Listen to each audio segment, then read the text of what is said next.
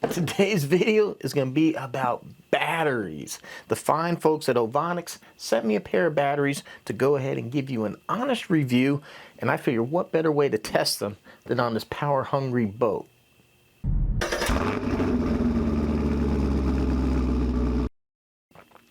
It's the good stuff. Gotta have it. Hello everyone, welcome back to the channel. That's right, today we're talking about batteries. Now this is an important topic because as we know, batteries can get quite expensive. Your ones from Traxxas, Spectrum, I think even some of the Gen Ace, and I know there's other ones, they get expensive. But at the other side of the coin, LiPo batteries can be quite dangerous. These things can be ticking time bombs. And where do you draw the line between the money saved to buy a decent battery and risking, burning your house down or whatever like that? So what we want in the hobby is an affordable battery, but we want it to be safe. Now that being said, don't get me wrong, any Traxxas Spectrum, any top-end battery can explode as well.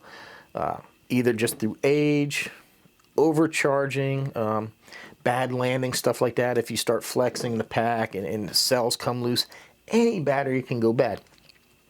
But we're looking for batteries that can hold up to, your regular bashing, that's going to give us some longevity and give us good value. And I think that's what we're going to have with the Ovonic. This isn't the first set. I actually have some that I run in my other cars, and I haven't had a problem with them. Now, I chose the Sonic Wake here because this thing is a power-hungry beast. If I had the specs right, this is a 4274. That is a monster can on the motor. It's 1900 kV. It's a 4-pole brushless motor. It's monstrous, and it draws a lot of power, guys. I mean, look at the size. This thing is a massive. So yeah, if you watched a while back, not even that long ago, I did a 1-year review on this boat, and I couldn't get it to go. The very expensive, what should have been premium Spectrum batteries weren't even a year old, or I think maybe a little bit more than a year. Actually, let's be honest, I think maybe 2. I can't remember. I don't even think they're 2 years old, to be honest. And they couldn't even power the boat. The boat was shutting down, and I had to come back, and I think I ran, I ran some other batteries, and we got the review done. So I have a lot of batteries. So when Ovonic reached out to me, asked me if I'd like to do a video. First I was kind of like, man, I don't know, I got so many batteries. But then I was like, wait a minute, I really need a good set for this, because the batteries I had that I ran this on were a very low, I think 5,000 or less milliamp hour batteries, so I wasn't getting a whole lot of run time with this. So I was like, hey, if we want to put the batteries to the test, I think this is the platform to do it, because that is just a big motor, and this thing draws a lot of power. So let's go ahead, get these charged up. We're going to head out to our little lake area, run the boat. I'm going to do a speed test, see how it goes. Now these batteries are a bit longer, a bit heavier, so battery placement is really critical when it comes to speed. So I might not hit the speed. Now initially with the Spectrums I hit 55, but they were a bit smaller batteries, a bit lighter. They were only 5,000 milliamp. These are 8200, 130C. So I'm going to charge these up. I'm going to run them down to about nothing, as low as I dare to with the boat, come back, charge it, and then we'll see how much milliamp hour the charger takes to fill it, to see if this 8200 is close to what they claim, and we're going to see how they hold up to running the boat. All right, here we are. We have the GPS mounted in the beautiful RC Guy Garage GPS holder. I have the batteries here. Now, on the factory Spectrum, I hit 55 miles an hour. I'm going to see what we get here. Now, remember, weather, water current, the battery weight and placement can affect it. I try to get this as close to where I originally had the other batteries.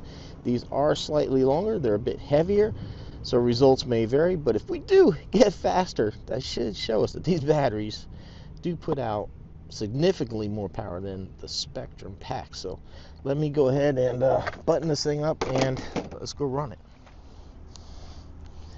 Alright guys, we got speed. So there we go. Let's see what she'll do. And sorry about the rain. I'm doing the best I can. I've been dodging weather for a few days here. And let's see some debris, but I gotta get this video shot.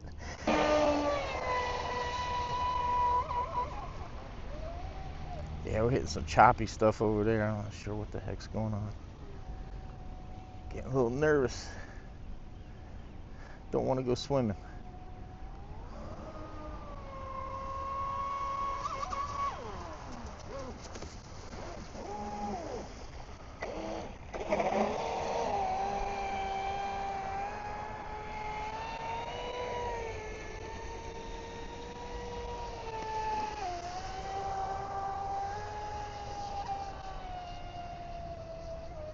Yeah, there's some type of current, something going on over there.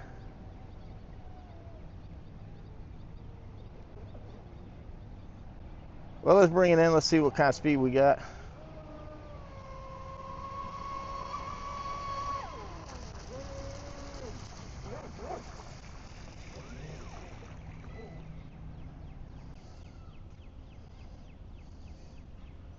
$48. Yeah, like I said, I might have to do some settings.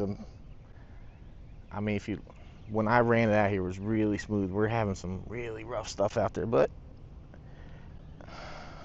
not making any excuses. But you know, I mean, so we're showing about 24 volts. Whoa. It's only dipping to 21 under full throttle. That's not bad at all.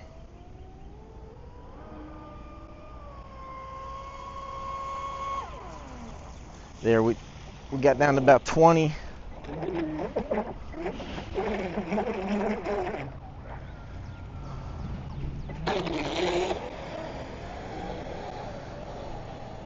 Yeah, it's just a lot of freaking debris and stuff in here. And I don't know what this is over here that's causing all this.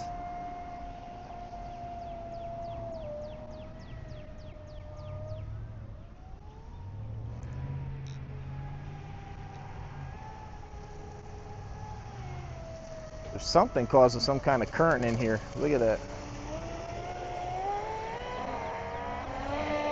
Uh-oh.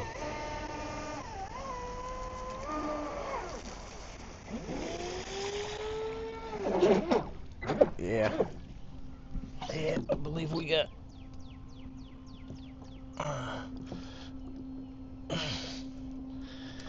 I was dragging something there for a second.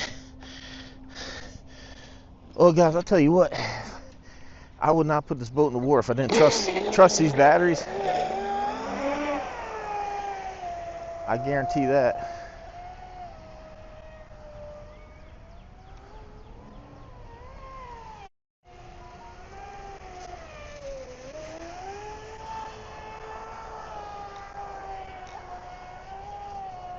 Just there's something going on right there that's causing like a big ripple, and it's not me. See, so it's not staying in the water. I might have to work with these batteries. It looks like it is riding a little low, maybe.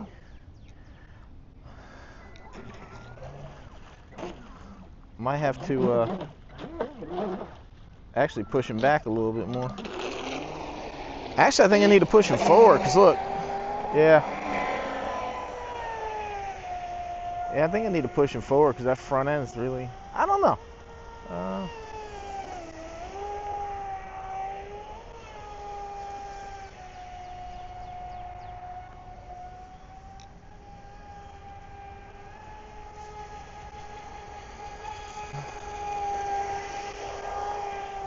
Yeah, I might have to push him actually back a little bit, because these are heavier. I think it's just pushing the front.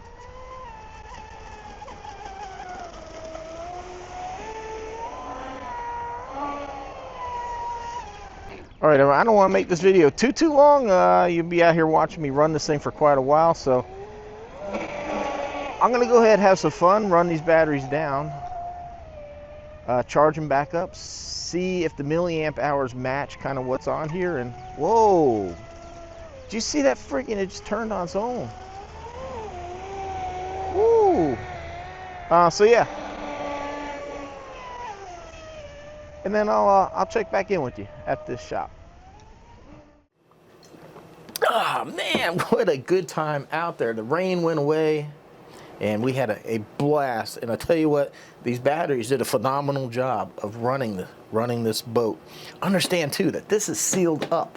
There's no airflow in there, so stuff gets hot. Batteries could overheat, shut down, but we didn't have that issue.